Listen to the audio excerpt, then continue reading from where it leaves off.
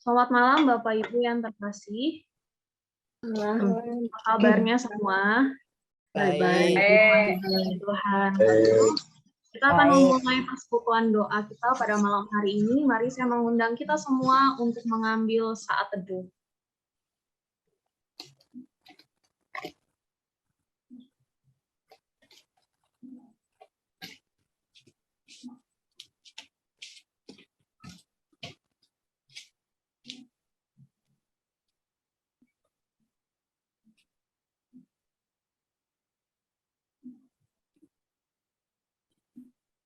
Persekutuan doa pada malam hari ini kita buka di dalam nama Allah Bapa, Allah Putra, dan Allah Roh Kudus. Amin. Ya, Bapak Ibu, saya akan share screen satu lagu, satu pujian yang mengatakan bahwa Tuhan adalah yang terindah di dalam kehidupan kita. Biarlah setiap harinya kita semakin mengenal Dia dan semakin mencintai Tuhan dalam hidup kita. Bahkan kita menyanyikan bersama-sama masing-masing di rumah.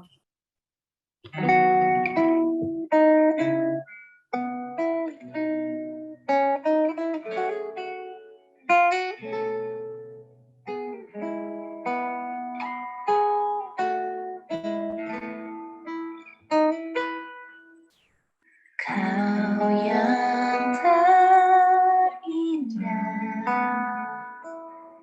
di dalam hidup ini, tiada Allah Tuhan yang seperti Engkau, besar perkasa, penuh kemuliaan.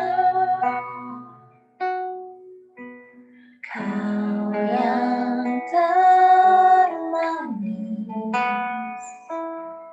di dalam hidup ini, ku cinta Kau lebih dari segalanya, besar kasih setiamu kepadaku. Ku sembah Kau, ya Allahku, ku tinggikan nama-Mu selalu. Tiada lutut tak bertalu menyembah Yesus, Tuhan Rajaku.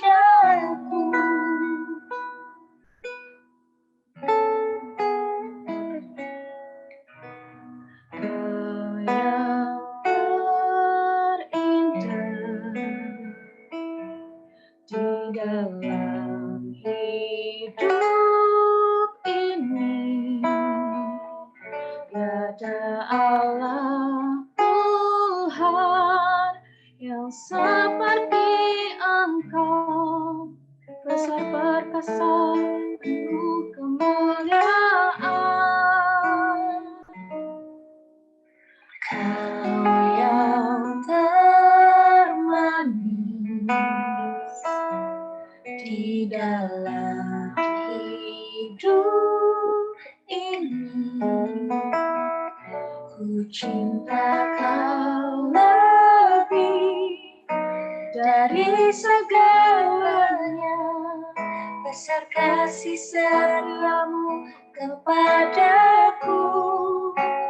Ku sembah Kau, ya Allahku, ku tinggikan nama-Mu selalu. Tiada lutut tak bertalu menyembah Yesus, Tuhan Rajaku. Ku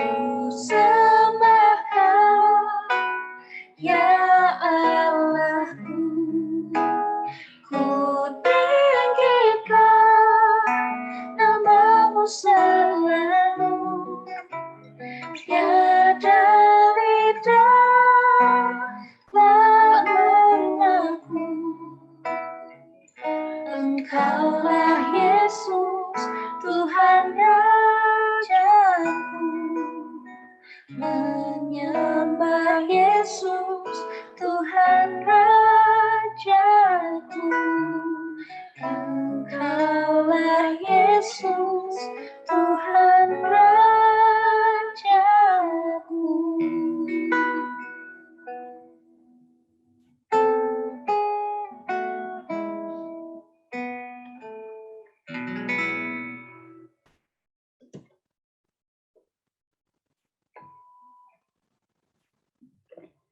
Ya Bapak Ibu, tiba saatnya kita akan masuk di dalam pelayanan doa syafaat. Ada beberapa pokok doa yang akan kita naikkan bersama pada malam hari ini. Yang pertama, saya mengundang setiap kita untuk berdoa secara pribadi. Dalam hening, kita bersyukur atas anugerah yang Tuhan limpahkan bagi kehidupan kita, sehingga kita bisa ada hingga saat ini, dan boleh melakukan aktivitas sepanjang hari ini. Kita boleh bersyukur atas kesehatan yang Tuhan berikan, atas berkat yang Tuhan berikan, segala sesuatunya yang kita terima di dalam kehidupan kita. Mari bersama kita mengambil waktu hening untuk bersyukur atas apa yang sudah Tuhan berikan.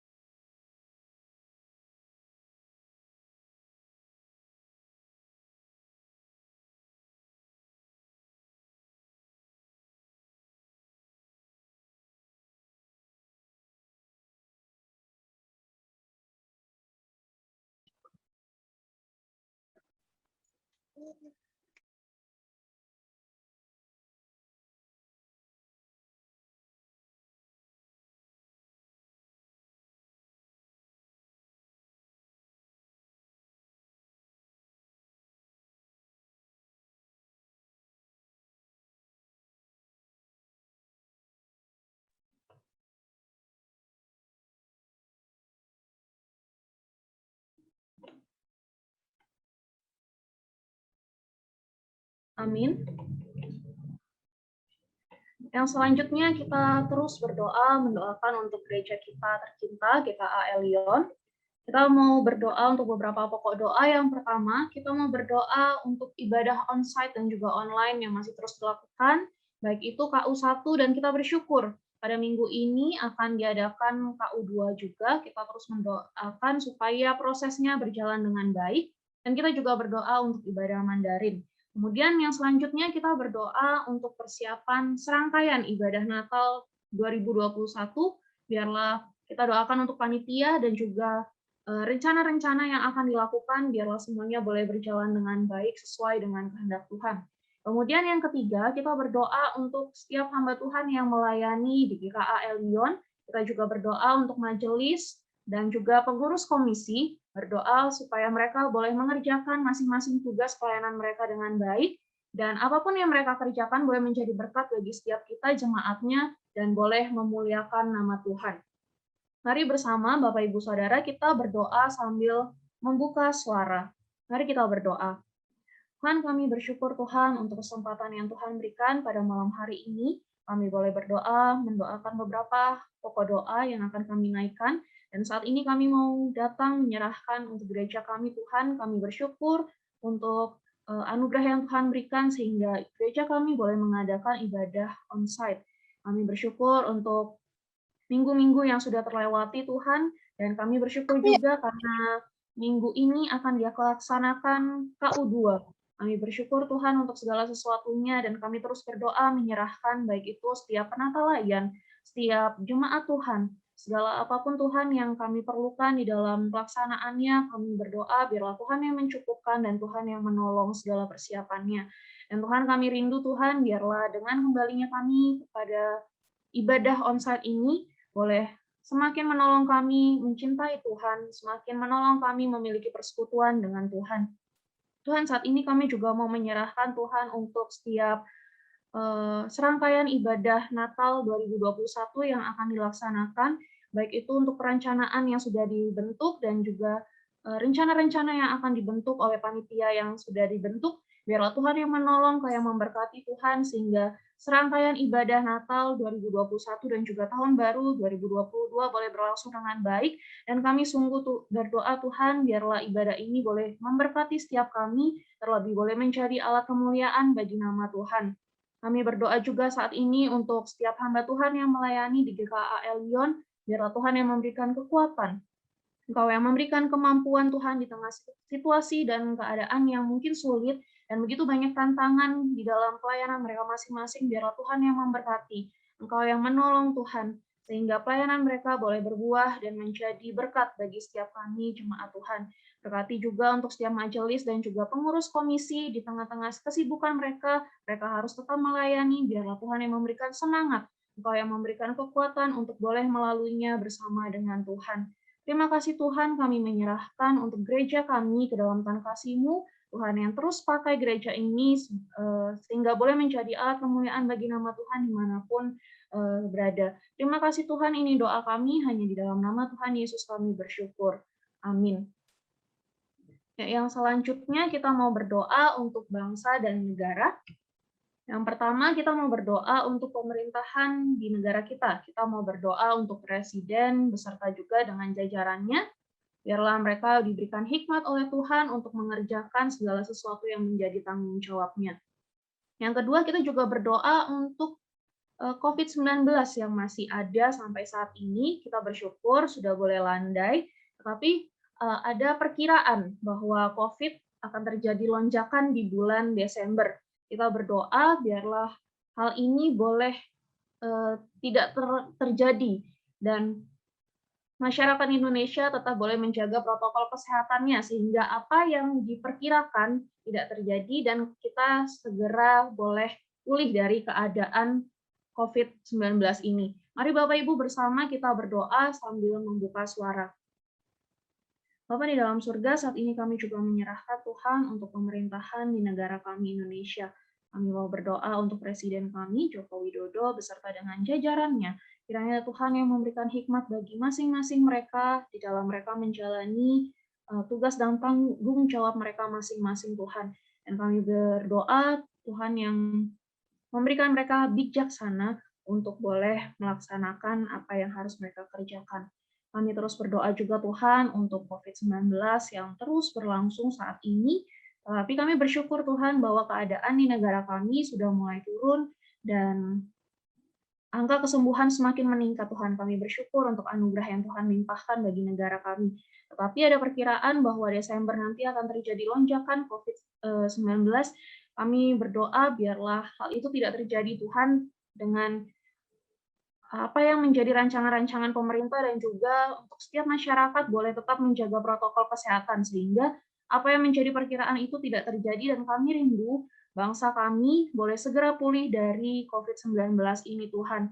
Biarlah Tuhan kami boleh terus membawa bangsa dan negara kami di dalam doa kami dan kami terus mendukung pemerintahan kami melalui setiap diri kami menjaga protokol kesehatan, setiap diri kami mengikuti aturan-aturan yang terus dibuat oleh pemerintah.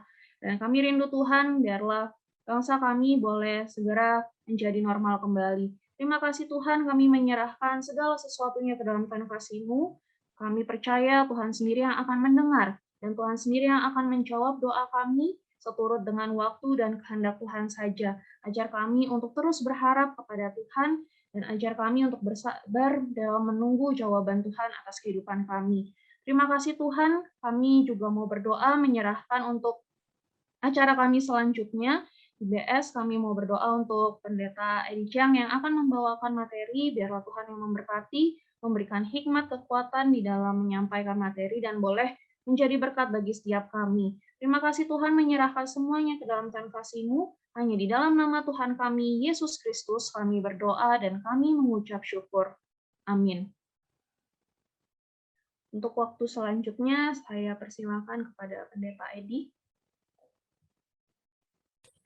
Ya, baik. Terima kasih, Hana. Ya, kita bersyukur malam hari ini kita akan memasuki sesi keempat, sesi terakhir dari doktrin gereja yang berjudul Komunitas Trinitarian, ya. Baik, kita akan segera, saya akan share screen dan kita akan melihat ke slide, ya. Ya, baik. Ya, sedikit saya mereview ya secara garis besar apa yang kita sudah pelajari selama 3 sesi terakhir dan hari ini sesi keempat, ya.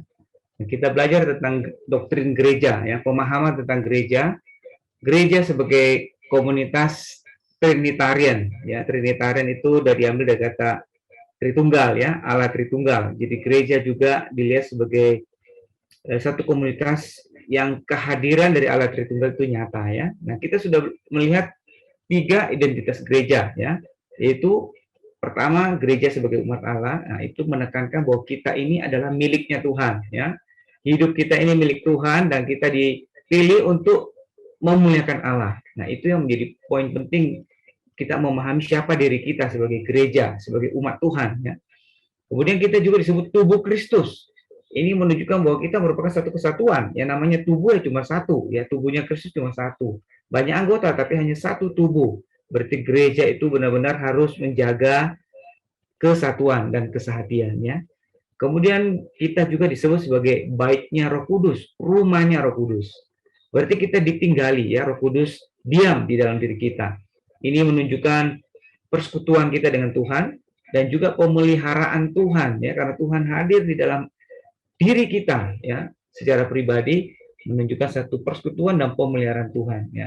Ini adalah identitas yang kita sudah pelajari. Memang ada hal-hal identitas lain, tapi kita melihat bahwa ini berkaitan dengan Allah Tritunggal ya, menjadi sesuatu yang sangat menyolok ya. Nah, saya harap bahwa kita mengingat identitas diri kita sebagai bagian dari gereja, sehingga kita juga boleh selalu memperhatikan bagaimana kita bisa hidup sesuai dengan identitas ini.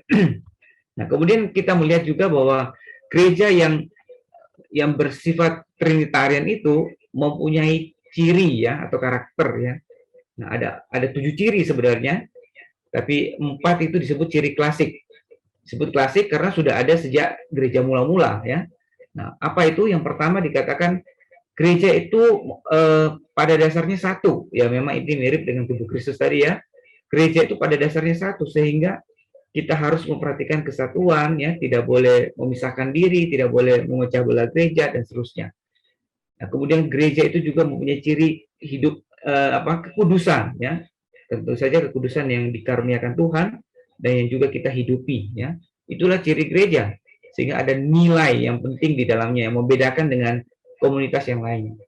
Nah, gereja juga bersifat universal, artinya kita berasal dari latar belakang yang berbeda-beda, tapi kita tetap satu gereja, tetap satu umat ya, sehingga tidak boleh ada diskriminasi ya terhadap orang yang mau bergabung di dalam gereja ataupun yang sudah di dalam, tidak boleh membeda-bedakan berdasarkan latar belakang ya. Kemudian ciri yang keempat adalah kerasulian, yaitu bahwa gereja itu ada karena dia mempunyai akar berasal dari para rasul, yaitu pengajaran para rasul ya. Kalau gereja itu didasarkan pada pengajaran para rasul, maka itulah gereja yang benar ya. Kalau dia sudah keluar dari pengajaran para rasul, maka dia tidak bisa lagi disebut gereja yang benar ya. Jadi ini 4 adalah ciri klasik ya dari gereja yang benar. Nah, kemudian ada lagi 3 ciri gereja yang ditambahkan setelah gerakan reformasi ya, yang ditekankan karena mengingat kondisi gereja pada saat itu terjadi penyimpangannya, sehingga ditambahkan bahwa gereja yang sejati itu atau gereja yang benar itu ditandai dengan adanya pemberitaan firman yang benar ya, pemberitaan firman yang murni, yang tidak dibelokkan atau tidak melenceng ya. Kemudian juga pelaksanaan sakramen yang benar ya. Sakramen itu bukan sesuatu yang seperti mistik ya, tetapi sesuatu yang diimani berdasarkan kebenaran firman, dan kemudian sakramen itu diterima untuk jadi berkat ya. Nah, karena pada masa itu sakramen cenderung menjadi sesuatu yang mistis saja, tanpa ada kebenaran yang mendasarinya ya, seolah-olah terpisah. Dan kemudian yang terakhir, gereja juga gereja yang benar juga melaksanakan ya disiplin gereja. Untuk apa? Untuk menjaga kekudusan tadi ya. Baik, kita sudah melihat tadi 3 identitas, 7 ciri dari gereja ya. Dan kemudian minggu lalu saya review sedikit tentang gereja dan ajarannya ya. Kita melihat bahwa pengajaran iman Kristen itu ada 3 level ya, 3 tingkat otoritas. Ada yang disebut dogma, ini otoritas tertinggi yang bersifat mutlak ya. Kebenarannya bersifat mutlak, tidak dapat ditoleransi, tidak dapat dinegosiasikan, harus diterima. Doktrin adalah pengajaran yang bersifat penting ya, walaupun tidak mutlak tapi penting ya, sehingga juga harus diperhatikan dan harus dihidupi ya. kemudian opini adalah sesuatu yang lebih kurang penting ya, sehingga perbedaan-perbedaan ini menjadi lebih tolerable ya. Baik, kemudian kita melihat ya, di dalam konteks gereja, dogma artinya apa? Pengajaran yang bersifat esensial ya, sangat mendasar. Misalnya Allah Tritunggal tidak bisa ditawar-tawar gitu ya, tentang keilahian dan kemanusiaan Kristus. Ya, kalau ada yang menolak hal ini atau berbeda dengan hal ini, maka dia bukan gereja ya. Dia bukan saudara seiman. Kemudian keselamatan karena anugerah oleh iman ya. Ini juga adalah hal-hal yang sangat mendasar yang tidak dapat ditawar-tawar, harus sama. Itulah yang membuat kita masih menjadi satu gereja ya, menjadi saudara di dalam Tuhan. Walaupun mungkin berasal dari gereja yang berbeda-beda ya. Sementara doktrin adalah seperangkat pengajaran yang penting ya, walaupun tidak bersifat mutlak atau esensial ya. Artinya doktrin mempunyai kadar otoritas yang lebih rendah dari dogma ya. Jadi doktrin biasanya berfungsi sebagai ciri dari satu denominasi gereja atau aliran gereja ya. Misalnya gereja Reform, gereja Baptis atau gereja lainnya ya. Jadi ada perbedaan-perbedaan ciri, tetapi bukan sesuatu yang bersifat dogma ya, yang membuat gereja itu berpisah jalan ya. Nah, jadi kita melihat dogma bersifat tidak dapat diubah, tidak dapat dibarui, tapi doktrin terbuka untuk pembaruan dan pembetulan, tentu berdasarkan kebenaran firman Tuhan ya. Ada lagi yang disebut opini ya, yang dianggap kurang memperlihatkan signifikansinya dalam kehidupan iman. Jadi sesuatu yang lebih kurang dalam kepentingannya ya, sehingga perbedaan-perbedaan yang lebih variatif di sini dimungkinkan ya, dan itu bisa dipahami, bisa ditoleransi ya dalam perbedaan-perbedaan ini. Nah, kita melihat bahwa ya sikap terhadap perbedaan-perbedaan ini, kita melihat bahwa di dalam hal yang esensial tadi, yaitu dogma yang bersifat mutlak, ada kesatuan. Jadi gereja dipersatukan di dalam ajaran yang bersifat esensial tadi ya. Tapi dalam hal tidak esensial ada kebebasan ya.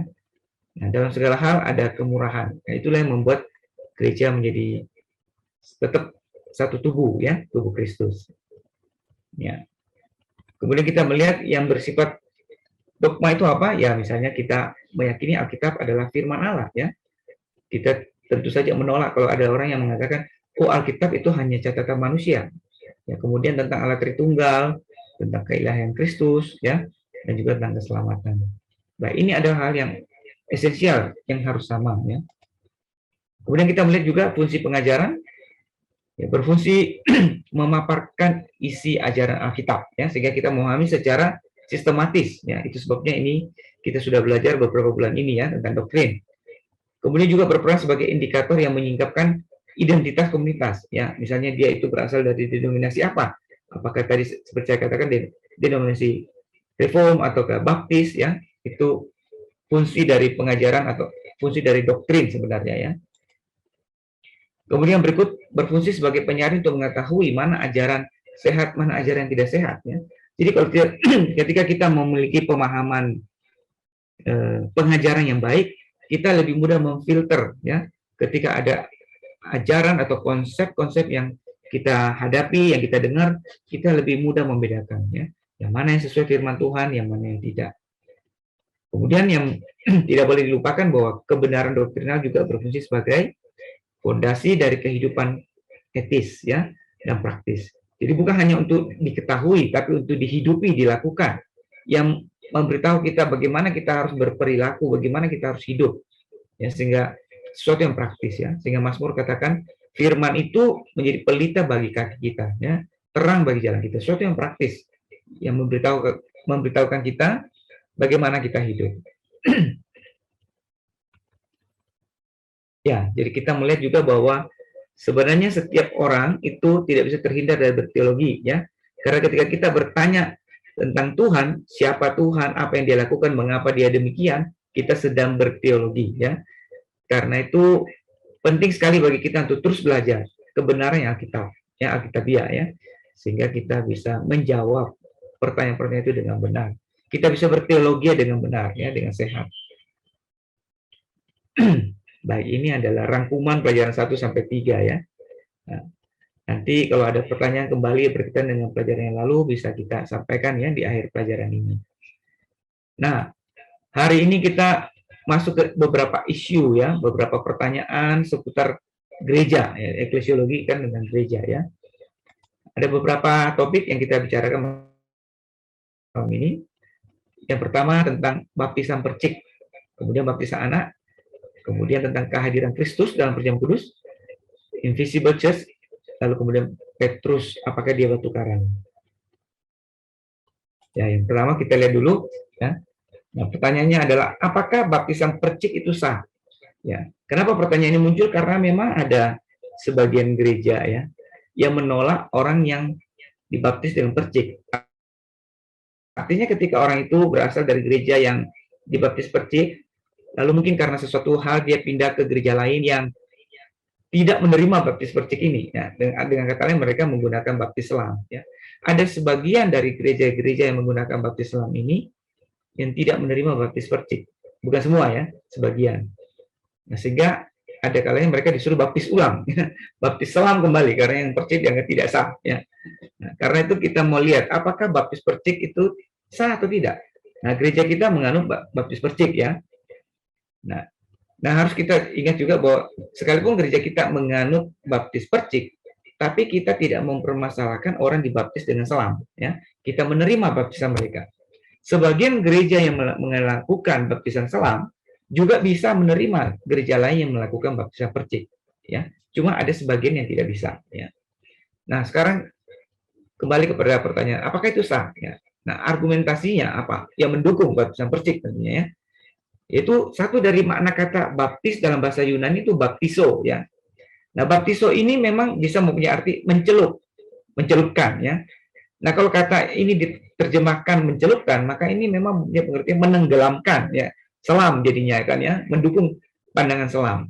Tapi sebenarnya kata ini mempunyai makna yang lebih luas, bukan hanya mencelupkan, tapi juga bisa mempunyai makna membasuh.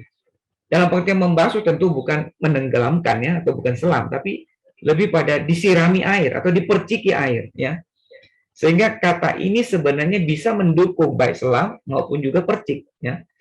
Sehingga tidak bisa digunakan kata ini untuk memastikan bahwa ini pasti selam. Bisa juga percik ya.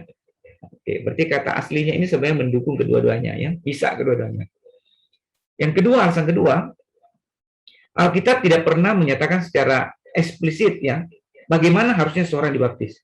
Tidak pernah diberitahu dan diajarkan harus masuk ke dalam air seluruhnya sampai seluruh kepala juga masuk. Belum pernah ada instruksi seperti itu. Bahkan contoh yang harafiah yang tertulis dengan jelas bahwa ada kejadian seperti itu juga tidak ada catatan yang sangat eksplisit seperti itu ya. Tentang satu peristiwa yang menjelaskan secara rinci. Sehingga pada dasarnya kita tidak punya catatan yang eksplisit ya tentang bagaimana sebenarnya cara pembaptisan pada masa itu ya. Tapi ada satu hal yang penting bahwa yang penting sebenarnya adalah makna ya, makna dari baptisan itu jauh lebih penting daripada caranya ya. Nah, saudara, kita tahu bahwa dalam Roma ya pasal 14-17 di sana Paulus berkata kerajaan Allah bukan soal makanan dan minuman, tapi soal kebenaran ya, soal kebenaran. Di sini prinsip yang diajarkan bahwa esensinya ya nilainya yang lebih penting, bukan cara-cara lahiriah ya. Waktu itu memang konteksnya Paulus bicara soal apakah makanan ini jadi halal atau haram gitu ya konteksnya ya. Tapi Paulus menekankan bahwa yang penting itu prinsipnya ya tentang kebenaran, apakah itu jadi berkat atau jadi batu sandungan ya. Jadi di sini Paulus menekankan bahwa kerajaan Allah atau kehidupan orang Kristen itu, kehidupan orang beriman itu bicara tentang prinsip, bukan hal lahiriah. Nah, baptisan tentu saja tidak ditentukan dengan caranya, tapi ditentukan dengan maknanya. Apa itu baptisan? Baptisan tidak lain adalah proklamasi iman. Kita menyatakan bahwa kita mengikut Tuhan sekarang. Nah, itu tentu saja tidak ditentukan soal berapa banyak air. Ya. Nah, jadi maknanya ya. Dan juga baptisan mempunyai makna bahwa kita sekarang dipersatukan dengan Kristus. Ya, jadi tentu saja makna itu memang disimbolkan dengan air. Ya. Nah, jadi berapa banyak air menjadi sesuatu yang tidak mutlak. Ya. karena itu hal lahiriah. Ya. Karena air hanya satu simbol saja. Ya. Yang penting adalah bahwa orang itu dibaptis dalam nama Allah Tritunggal, ya, Bapa, Anak, dan Roh Kudus, dan dia mengimani bahwa dia sedang dipersatukan dengan Allah, diteguhkan di dalam persekutuannya dengan Allah, dan kemudian dia menyatakan imannya di depan umum bahwa dia menjadi pengikut Kristus. Ya.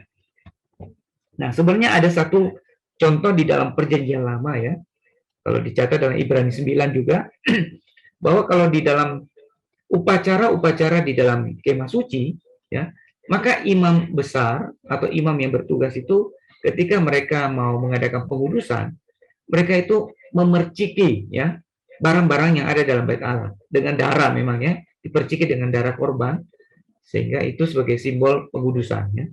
Nah, kalau menggunakan contoh ini, maka sebenarnya ini juga cara percik, ya, dan mempunyai simbol pengudusan juga, ya. Mirip dengan baptis juga mempunyai pengertian dikuduskan, ya. Nah, jadi sebenarnya cara yang digunakan dalam Perjanjian Lama ada kemiripan dengan baptisan percik, ya. Tapi sekali lagi kita tidak memutlakkan caranya, karena esensinya lebih penting, yaitu makna dari baptisan itu sendiri yang diimani. Ya. Yang berikut ada beberapa alasan praktis yang lebih mendukung, ya, pelaksanaan baptisan percik. Ya, artinya ada kondisi-kondisi tertentu yang orang nggak bisa dibaptis selam, ya. Misalnya apa? Kalau orang tersebut sakit parah dan sakitnya lama, ya, mungkin sakit, ya, yang sangat berat dan juga berlangsung lama, tidak bisa diharapkan sembuh dalam beberapa waktu, ya. Nah, dia ketika mau dibaptis bagaimana? Kalau baptis selam, ya, jangan-jangan itu menjadi penutup hidupnya malah, ya, jadi kan sesuatu yang membahayakan, ya. Begitu juga orang yang tinggal di daerah yang sangat dingin, mungkin di kutub utara, ya. Bagaimana mau diselam, bisa beku, ya. Atau justru di daerah yang sangat kering, tidak ada air, ya, padang pasir misalnya. Bagaimana baptis selam di padang pasir? Sudah ada air 1 gelas aja sudah bersyukur, ya. Jadi ini ada kesulitan juga kalau mau dipaksakan sebagai satu cara yang mutlak, ya, harus selam, gitu, ya.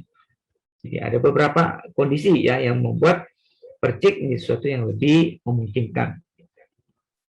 Baik, ini hal yang kita pelajari secara singkat dari baptisan percik, ya. Nah, yang kedua kita melihat topik yang kedua, ya, apa landasan Alkitab, ya, dan teologinya, ya, dalam melaksanakan baptisan anak. Nah, ini baptisan anak lagi, ya. Jadi gereja kita sama, ya, juga melakukan baptisan anak. Biasanya memang yang melakukan baptisan percik juga melakukan baptisan anak, ya. Nah, ada gereja-gereja yang menolak baptisan anak, ya, yaitu yang menganut baptisan selam biasanya tidak melakukan baptisan anak. Yang mereka lakukan itu adalah upacara penyerahan anak. Ya, jadi anak itu diserahkan, ya. Tapi mereka menolak baptisan anak, ya. Nah, sekarang kita melihat dulu apa alasan dari penolakan itu, ya. Alasan pertama, mereka melihat baptisan itu sebagai baptisan pertobatan atau simbol pertobatan, ya. Sehingga baptisan itu hanya boleh diberikan kepada orang dewasa, karena hanya orang dewasa yang bisa bertobat, bukan, dan percaya. Nah, sehingga mereka menolak baptisan anak. Ini alasan pertama.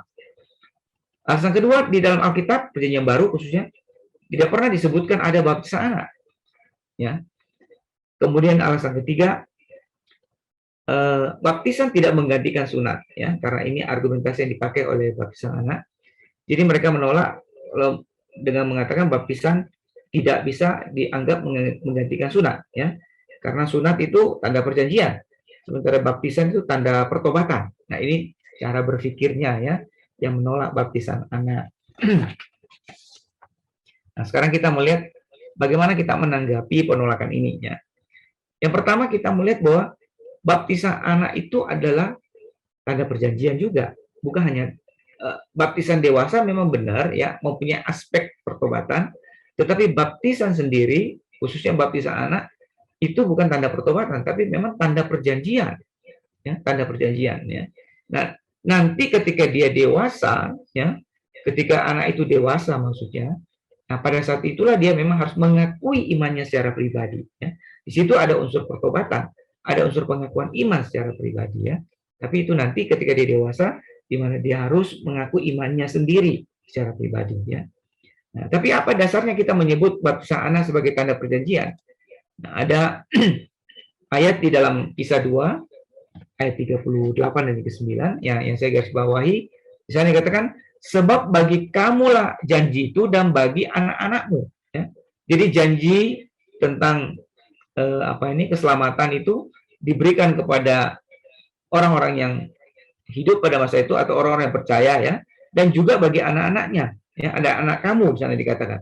Jadi dikatakan ini merupakan satu tanda perjanjian yang juga berlaku bagi anak-anak mereka. Ya. Nah, kalau kita melihat satu ayat lagi dalam 1 Korintus 7:14, di sini Paulus memang lagi bicara tentang perkawinan, ya, antara orang beriman dan tidak beriman. Nah, di sana dia katakan, karena suami yang tidak beriman itu dikuduskan oleh istrinya, dan istri yang tidak beriman itu dikuduskan oleh suaminya. Artinya, kalau suami yang beriman atau istri yang beriman, maka pasangan mereka itu dikuduskan oleh pasangannya. Andai kata tidak demikian, niscaya anak-anakmu adalah anak cemar. Tetapi sekarang mereka adalah anak-anak kudus. Nah, ini harus dipahami terlebih dahulu supaya tidak salah paham dengan ayat ini, ya. Dikuduskan oleh istrinya atau dikuduskan oleh suaminya bukan berarti orang yang tidak beriman itu begitu kawin dengan orang beriman langsung selamat. Bukan begitu, ya. Tapi maksudnya di sini pernikahan mereka tetap sah di hadapan Tuhan, ya.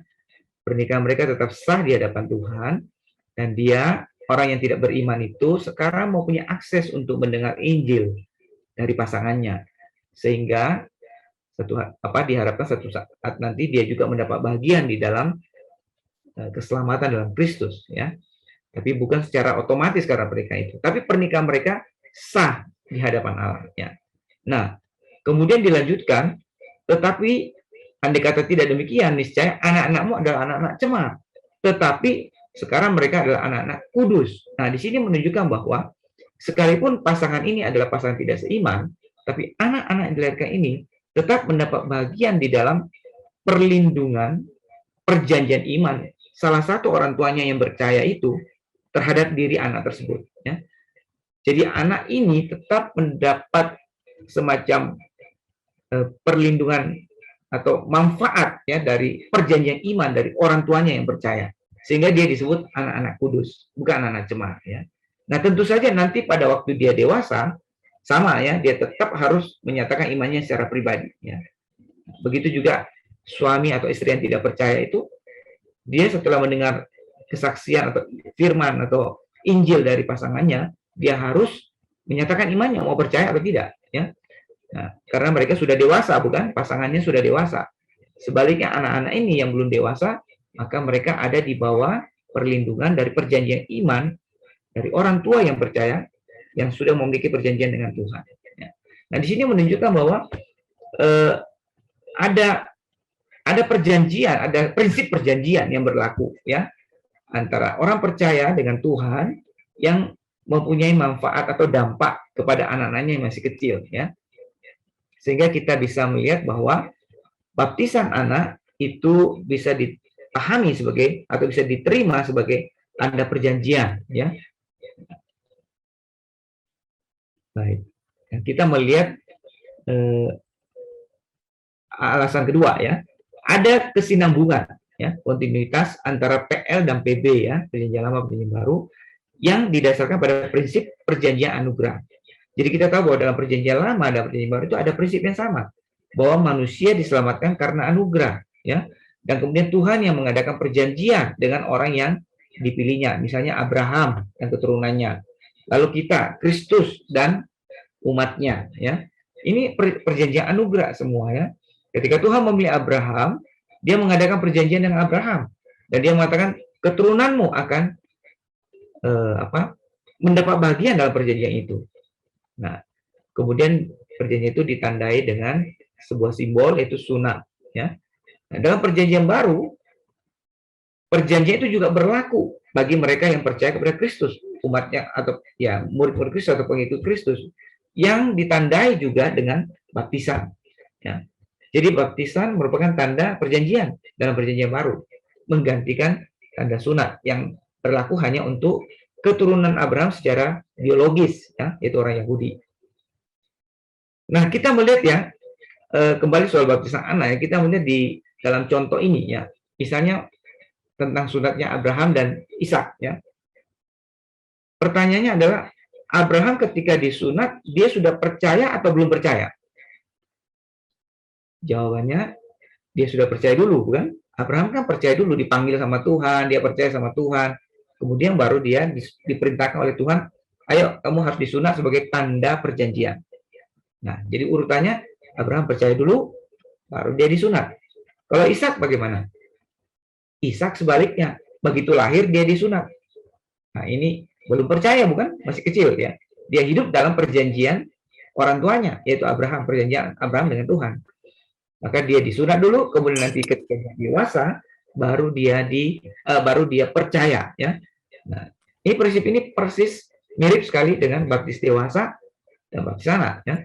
Jadi baptis dewasa itu mengikuti polanya Abraham, baptis anak mengikuti polanya Ishak ya.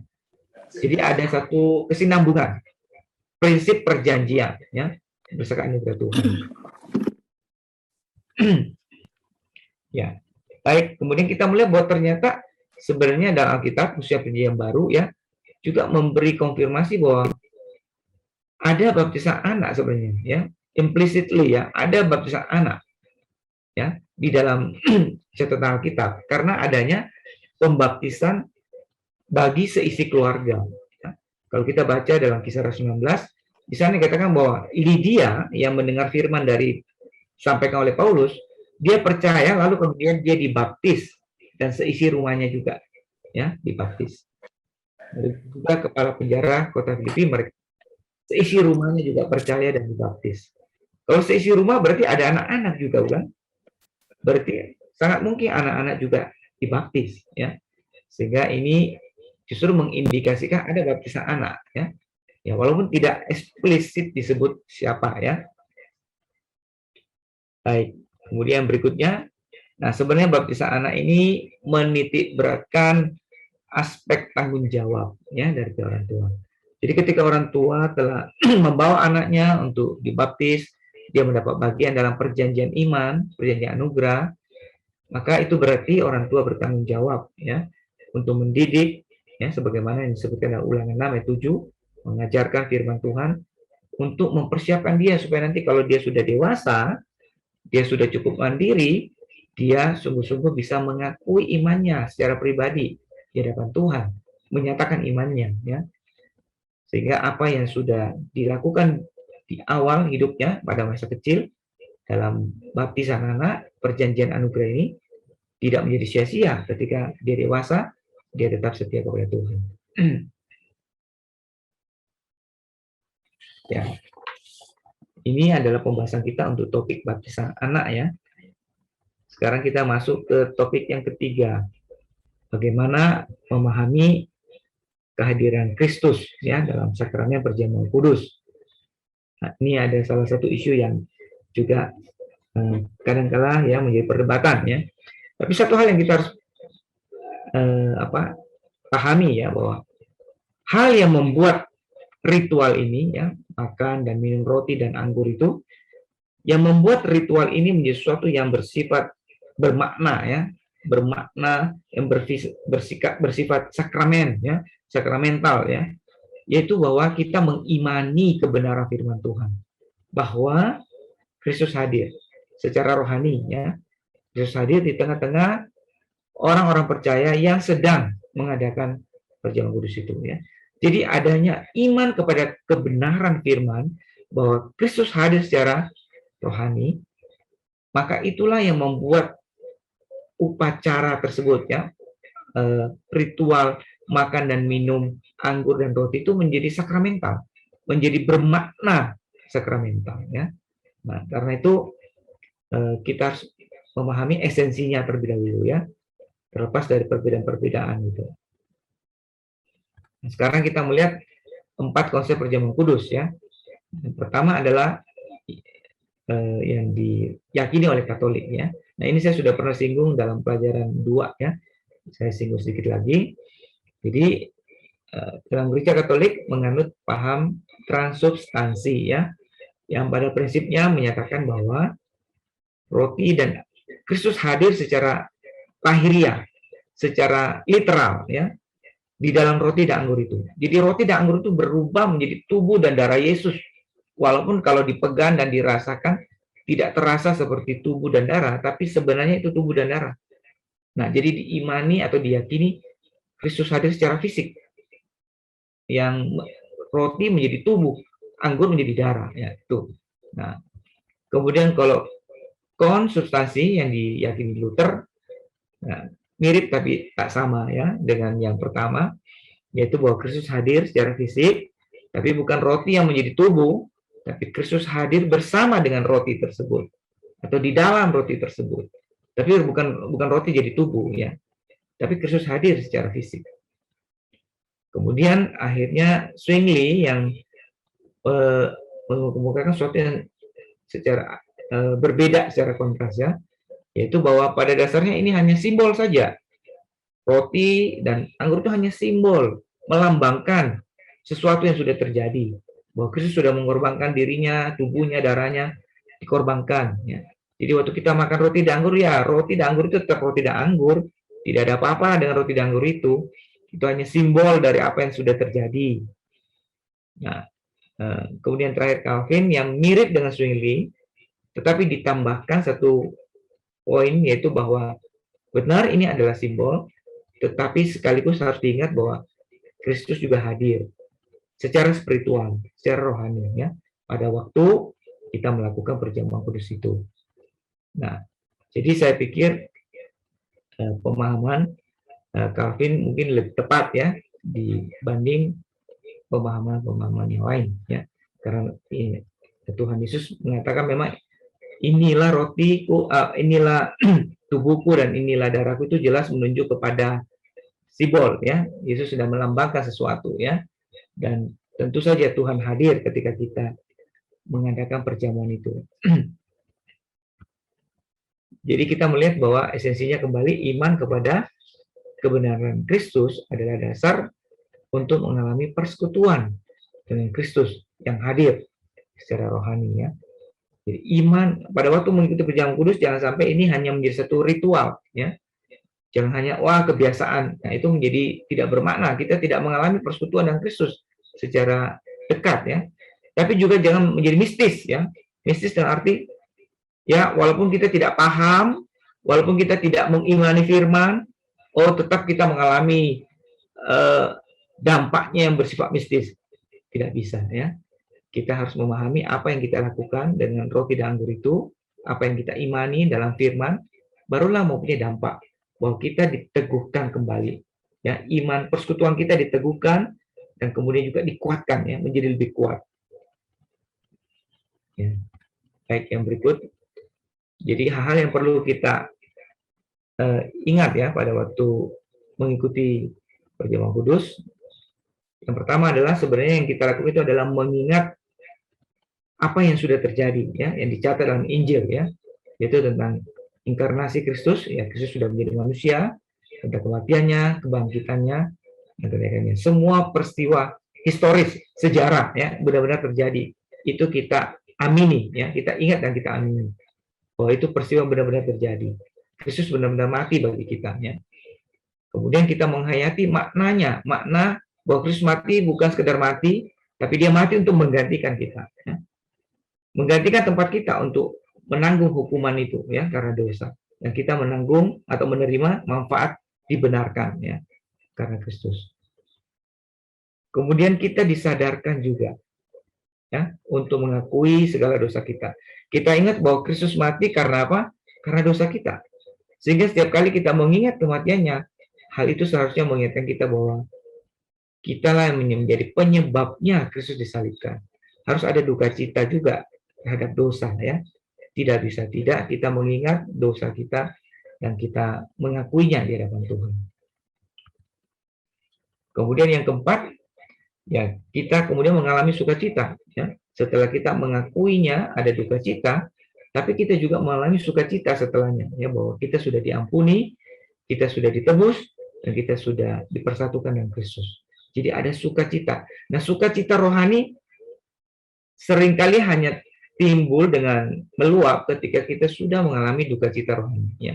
Duka cita rohani itu Artinya kita menyadari siapa diri kita, ya, kekurangan kita, kelemahan kita di hadapan Tuhan. Dan setelah kita dibenarkan, kita dipulihkan, kita diteguhkan, maka kita mengalami sukacita yang meluap juga, ya. Oke, kemudian kita ketika melakukan perjamuan kudus, kita juga didorong untuk berjalan dalam ketaatan, ya. Kalau Tuhan sudah mati bagi kita, sudah berkorban bagi kita, maka sudah sewajarnya kita pun juga mengasihi Tuhan, ya, hidup dalam ketaatan. Dan yang terakhir, dalam melakukan perjamuan, kita diingatkan pengharapan kita, ya, bahwa Tuhan yang sudah mati bagi kita, sudah bangkit, Dia juga yang akan datang kembali, ya. Satu hari kita akan bersama dengan Tuhan dalam persekutuan, dalam perjamuan yang kekal, ya.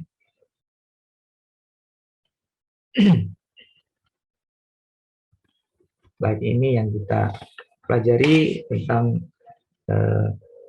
perjamuan kudus, ya.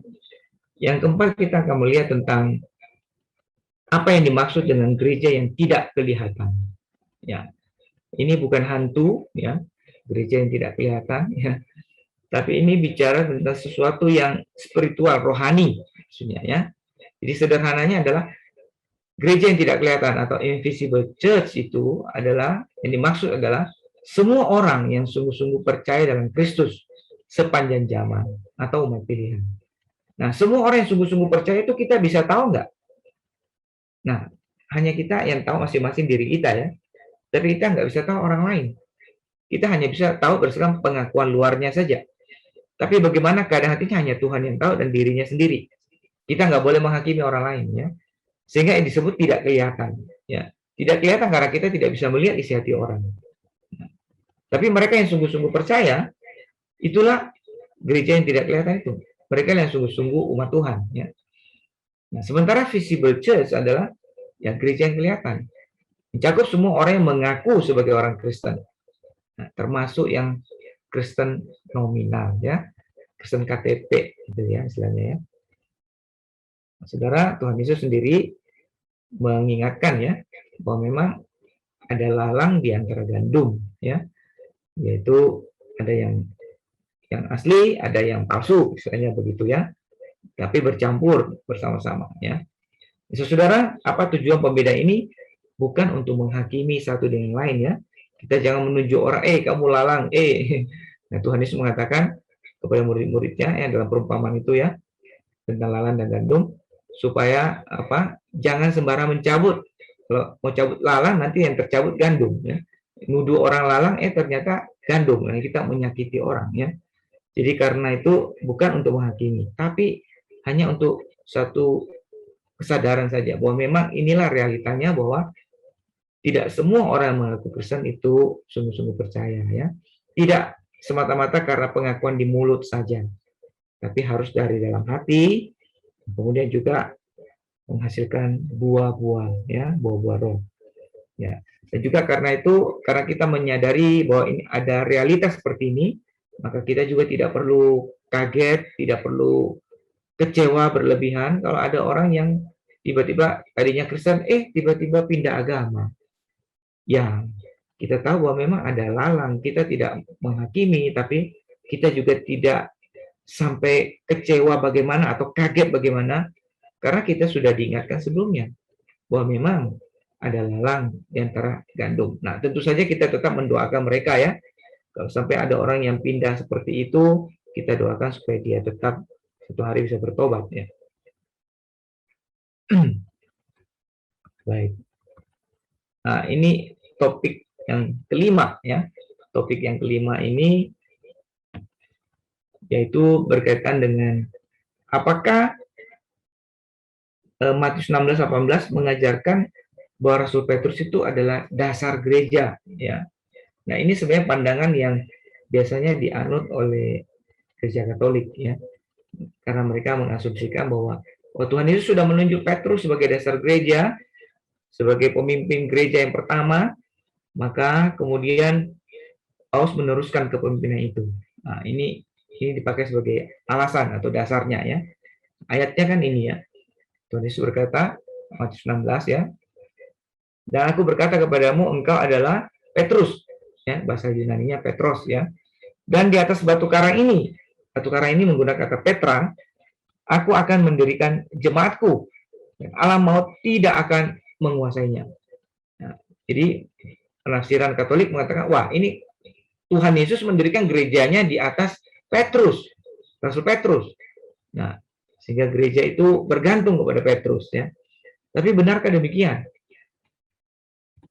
Nah, kita melihat ya, ada perbedaan yang signifikan antara kata Petros dan Petra yang dipakai dalam ayat tadi, ya. Secara tata bahasa, ya, ini memang bahasa Yunani mirip bahasa Inggris, ya, tidak sama bahasa Indonesia. Kalau bahasa Indonesia kan kalau kita ngomong dia, oh dia itu perempuan apalagi ya sama aja dia, ya. Tapi kalau Inggris kan ada beda, he, she. Yunani juga ada perbedaannya. Bahkan ada 3, bukan cuma maskulin dan feminin, ya, laki perempuan, tapi ada netral, ya. Nah, ini 3 jenis kelaminnya jadinya, ya. Nah, Yunani membedakan seperti itu, ya. Nah, kemudian ya kita melihat ketika Tuhan Yesus menggunakan kata Petros, ya, Petrus itu dia menggunakan orang kedua, you, kan, you Petrus, kamu Petrus, tapi menggunakan yang maskulin, ya, maskulin, ya. Tapi ketika dia menggunakan Petra di atas batu karang ini, nah ini menunjuk kepada orang ketiga. Yesus tidak bicara secara langsung kepada batu karang itu, tapi Yesus bicara secara langsung kepada Petrus, bukan? Jadi orang ketiga, batu karang itu menunjuk orang ketiga, tapi feminin, ya, feminin. Nah, jelas dua kata ini menunjuk objek yang berbeda, ya. Satu Petrus, Rasul Petrus, satu lagi Petra. Ya, Petra itu apa nanti kita lihat, ya. Nah, secara makna kata juga beda, ya. Petrus itu Petros, ya, itu batu kecil. Batu kecil maknanya secara bahasa, ya. Sementara Petra itu bicara tentang batu karang yang besar yang biasa dipakai jadi batu fondasi, ya, yang tidak tergoyahkan, ya. Jadi beda, ya. Nah, sekarang pertanyaannya siapa yang dimaksud dengan Petra itu? Yaitu isi pengakuan iman Petrus tentang identitas Kristus, ya. Jadi itulah yang Petranya, batu karangnya itu, ya. Pengakuan Petrus bahwa Kristus itu adalah Mesias anak Allah. Nah, pengakuan iman itulah, di atas dasar pengakuan itulah Kristus akan mendirikan gerejanya, ya. Dan alam maut tidak dapat menguasainya. Jadi bukan Petrusnya, ya. Juga bukan batu karang dalam artian batu, ya. Tapi di atas pengakuan iman yang solid, ya. Di atas dasar itulah gereja Tuhan akan dibangun, ya. Ya. Nah, kita melihat ada beberapa bagian firman Tuhan yang menyatakan juga, ya, menyebutkan bahwa Kristus adalah fondasi, ya. Nah, misalnya Yesus adalah batu yang dibuang oleh tukang-tukang bangunan, yaitu kamu sendiri, namun dia telah menjadi batu penjuru, ya. Ini 1 Petrus, ya. Batu penjuru itu menunjukkan batu yang utama, ya, yang dipakai oleh tukang-tukang bangunan untuk menjadi patokan sebelum membangun sebuah rumah, ya. Ini menjadi batu patokannya yang pertama, ya, batu penjuru. Kemudian yang kedua, tidak seorang pun yang dapat meletakkan dasar lain daripada dasar yang telah diletakkan. Dasar yang telah diletakkan itu menunjukkan batu karang, ya, pondasinya, yaitu Yesus Kristus, ya. Jadi jelaslah itu bukan menunjuk pada Petrus, tapi menunjuk sebenarnya pada Kristus sendiri, yaitu pengakuan iman tentang Kristus sebagai Mesias anak Allah. Baik. Jadi kita melihat bahwa gereja Tuhan berdiri di atas fondasi Yesus Kristus, ya, sebagai batu penjuru, dan pemberitaan firman Tuhan yang sesuai dengan ajaran para rasul, inilah yang membuat gereja terus-menerus boleh berkarakteristik rasuli, ya. Selama kita mengajarkan firman Tuhan yang sesuai dengan ajaran para rasul, maka kita menjadi gereja yang rasuli, ya, yang sekaligus juga berpusat pada Kristus, ya, atau Kristosentris. Nah, ini hal-hal yang kita pelajari dari sesi yang keempat ini, ya, beberapa isu seputar doktrin gereja, ya, atau seputar gereja. Baik, mungkin setelah ini saya beri kesempatan kalau ada pertanyaan.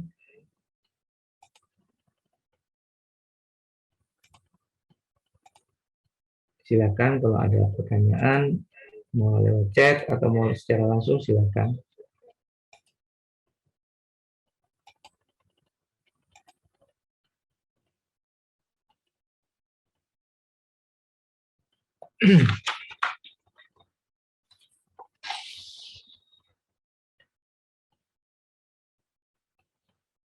Apakah ada pertanyaan?